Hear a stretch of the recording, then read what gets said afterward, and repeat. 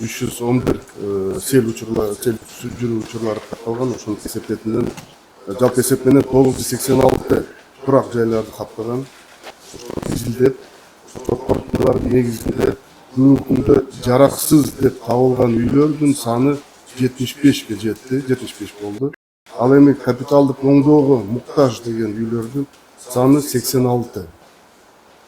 Тилекке каршы өзүңүздөр жана айтып кеткендей, селдик эсепеттеринен 22 жараныбыз каза болду селдерден. Анын баса белгилеп кетчү нерсе бул ошо 22синен 15и бул өспүрүм балдар. Жана айтып кетчү бул көрсөтүп кетчү нерсе ушулардын 14 болгон каза болгондордун 14ү бул эс алуу жайларында, эс алуу зонасында каза болгондордун эсептелет. 5өө бул жолдо. Жана биз Азамат Муратович айтып кеткендей, биз шашылыш билдирүүлөргө карабастан биздин жарандар ошо эс алуу жайларына көңүл бурбастан ошол жерге же болбосо жол чыкпай тургула деген учурларда да ошого карабастан чыгып алган учурларда ошондой катталып атат. Ал эми жардамдар боюнча азыркы күндө министрлер кабинетинин тез кемеси уже даярдалууда, материалдары берилди. Каза болгондорго чечим боюнча каза болгондорго 1 миллион сомдон каралган.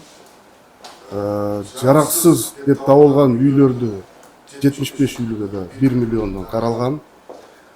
Капиталдык оңдоо деген үйлөргө 86 объектке 500 000 сомдон каралган.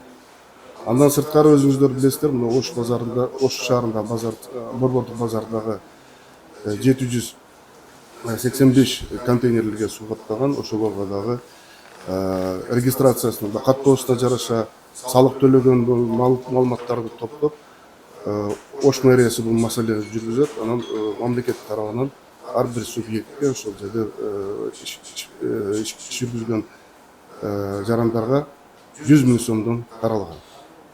Бул суммалар жакын арада уже төлөнө башталат.